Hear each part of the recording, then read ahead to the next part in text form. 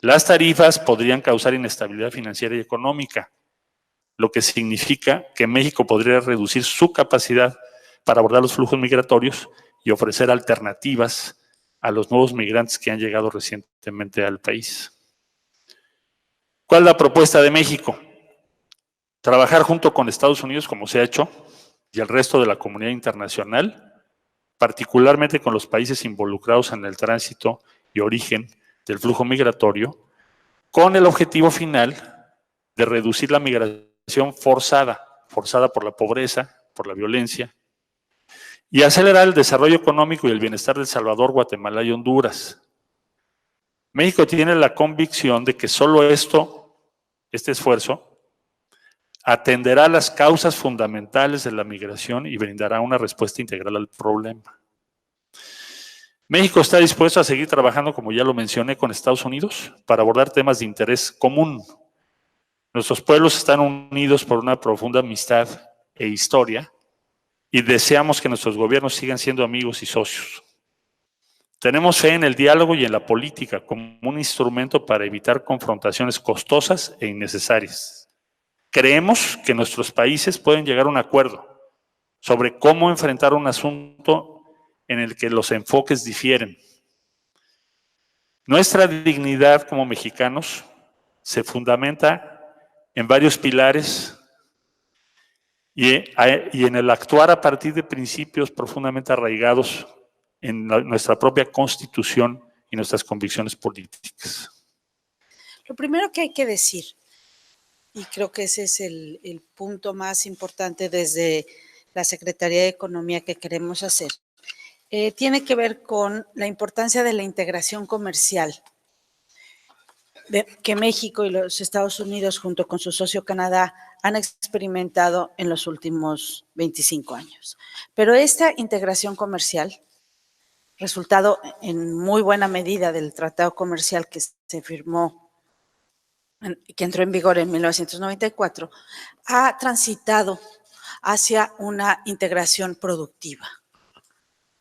Y esto hay que destacarlo porque no solamente se trata de los flujos de comercio, sino en realidad se trata que se ha construido en este cuarto de siglo, se ha construido una forma de producción en América del Norte que toma lo mejor de cada uno de los países para que esta región se haga una de las más competitivas del planeta. Y esa fue precisamente uno de los pilares que nosotros quisimos enfatizar en el momento de la modernización del tratado comercial.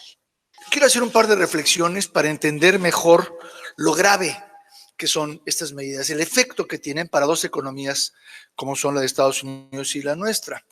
Por ejemplo, hemos visto cifras muy interesantes que ha publicado la American Chamber of Commerce con la evaluación de cuál es el impacto sobre los consumidores de los aranceles. Pero esas son simplemente el efecto impacto, es bastante directo. Si hay 350,000 millones de dólares de exportaciones de México a Estados Unidos, el 5% de 350,000 es 17,500. Y es lo que ellos han dicho, ese es el efecto sobre el consumidor. Pero es el efecto impacto directo. La realidad es que con las economías tan integradas como están, tenemos muchos ejemplos, como se ha manejado 1000 veces, de componentes en el sector automotriz, por ejemplo, que cruzan 8 veces la frontera.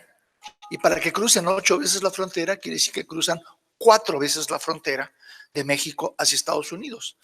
Cada vez que se cruza la frontera, se causará el 5% inicial, por ejemplo. Regresa a México el producto ya encarecido y al reexportarse causará el 5%. De modo que se acumula el daño.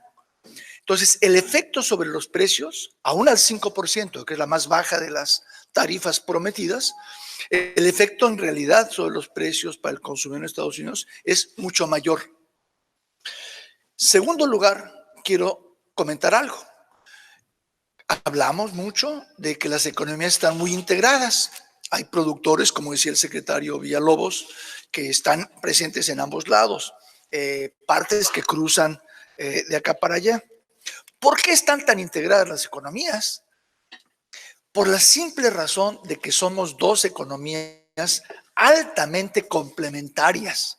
México le da a Estados Unidos algo muy importante para ser una economía más poderosa y más eficiente. Le da un país con una población joven, le da un mercado bastante considerable adicional, le da una dinámica poblacional y una dinámica como país muy importantes. Todo esto se viene afectado, se ve amenazado con esas tarifas que precisamente están destinadas o resultan en romper estas ligas, en invitar a los productores a ver otras direcciones.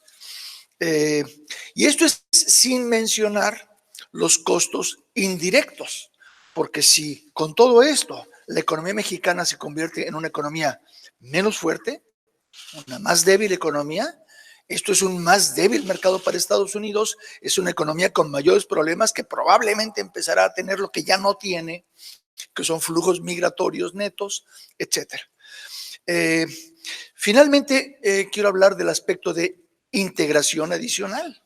Estamos trabajando en lo que es correcto trabajar, que es el actualizar y el mejorar el NAFTA, el Telecán, con el nuevo tratado que hemos logrado. Hemos avanzado, ha sido una cosa complicada, por supuesto, hay resistencias en Estados Unidos, en México, en Canadá. Estas se han visto superadas poco a poco y hemos llegado ya al punto en que los tres países de una u otra forma han iniciado sus procesos legislativos para la ratificación. De pronto tenemos esta enorme piedra en el camino que pone en entredicho el progreso de este tratado, el cual es vital para nuestras economías. Hagamos lo correcto, que es ir en esa dirección, y no lo incorrecto, que es obstaculizarla.